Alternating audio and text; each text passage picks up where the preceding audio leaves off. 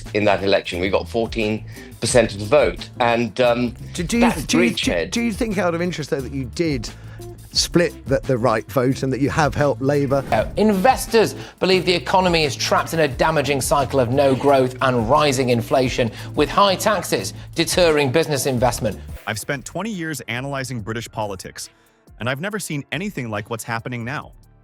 Keir Starmer entered Downing Street promising stability, but instead delivered the most significant constitutional confrontation in a generation by challenging royal consultation rights. This isn't just palace intrigue, it's affecting real lives. With government borrowing soaring and economic indicators flashing red, Starmer's royal standoff has created a perfect storm that's fueling protests nationwide. I'll show you exactly why Reform UK is capturing this discontent and how it threatens to permanently fracture the Labour coalition Starmer spent years building. Before we move on, I'd like to ask you a small favor. If you appreciate this content, please take a second to like this video and subscribe to the channel. Over 98% of you watch the videos without subscribing. It costs you nothing, but it makes a huge difference to us. So, did you click the subscribe button? Great. Thank you so much. Now, back to the video. What if I told you the man who once called for abolishing the monarchy is now engaged in the most significant royal standoff in decades? Keir Starmer's journey from Republican sympathizer to Prime Minister has taken a dramatic turn that few could have predicted. Before taking office, Starmer carefully crafted an image of moderation, repeatedly assuring voters he would respect Britain's cherished institutions. Yet behind closed doors, a radically different approach has emerged. Westminster sources have revealed that Starmer has pursued the most aggressive reduction in royal involvement in state affairs in a generation. Unlike previous prime ministers who maintained careful consultation with the monarchy, Starmer has systematically bypassed traditional royal protocols, pushing through policies without the customary consultations that have defined British governance for centuries. The constitutional implications are profound. By diminishing the king's advisory role, Starmer hasn't just broken with tradition, he's actively reshaping the delicate balance of power that has characterized the British system for generations. Palace insiders describe his approach as an unprecedented challenge to established conventions. King Charles, typically measured in his public conduct, is reportedly furious. The monarch, who has dedicated his life to preparation for his constitutional role, now finds himself sidelined by a prime minister determined to limit royal influence.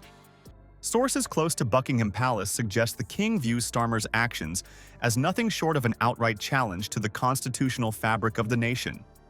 Reeves has tanked the economy and she's nowhere to be seen. She didn't turn up to Parliament yesterday.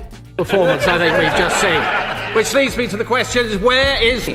UK borrowing is the highest since 2008. The pound dropped below 1.22 against the dollar this morning. The government's 30-year borrowing cost hit the highest since 1998. Investors believe the economy is trapped in a damaging cycle of no growth and rising inflation, with high taxes deterring business investment. This royal confrontation couldn't come at a worse time for Britain economically. The financial markets have responded with unmistakable anxiety. 30-year borrowing costs have reached their highest point since 1998, while the pound has tumbled below 1.22 against the dollar.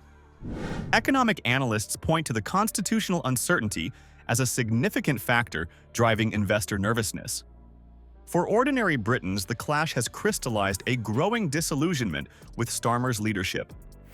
Many voters who supported Labour now describe feeling betrayed by what they see as Starmer's final betrayal of British values. His refusal to address the growing speculation about the king's reaction has only fueled public suspicion, with protests against his government growing in both frequency and intensity. Well, two-thirds, they say he's doing badly just 6 months into the job.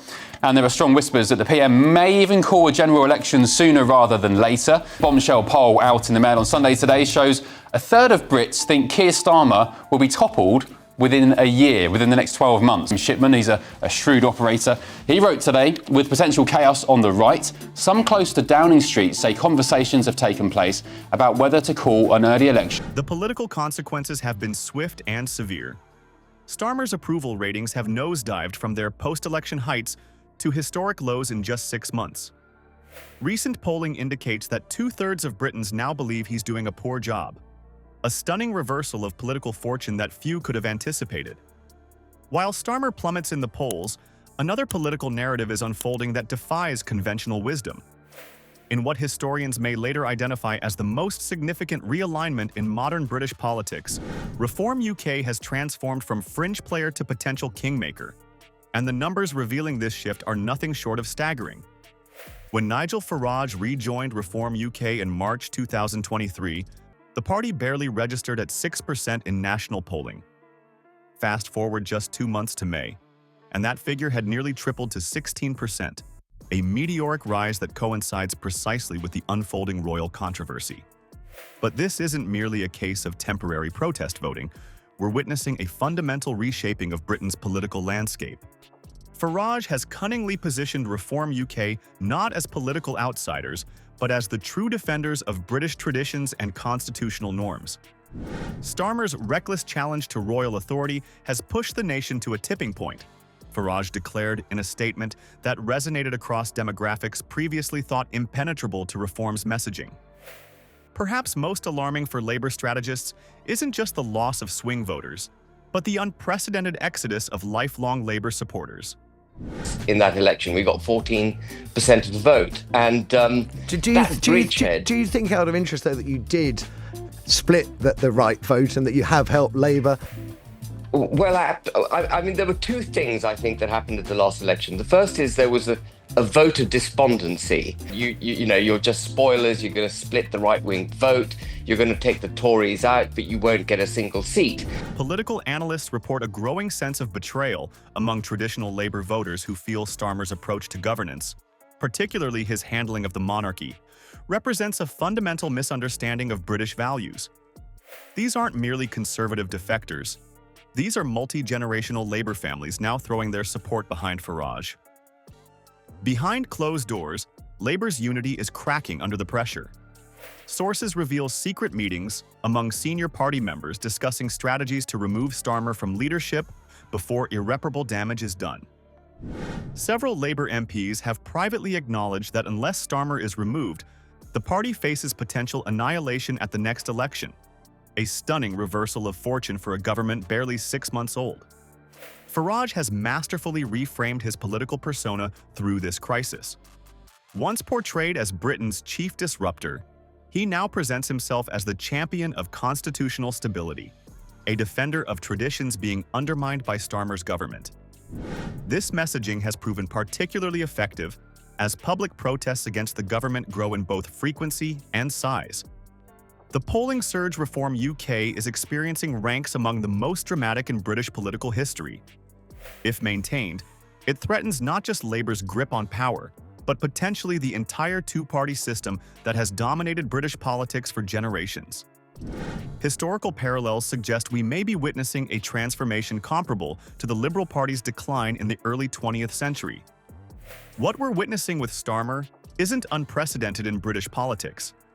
Tony Blair faced similar challenges during the Iraq War crisis, navigating massive public outrage and internal party rebellion.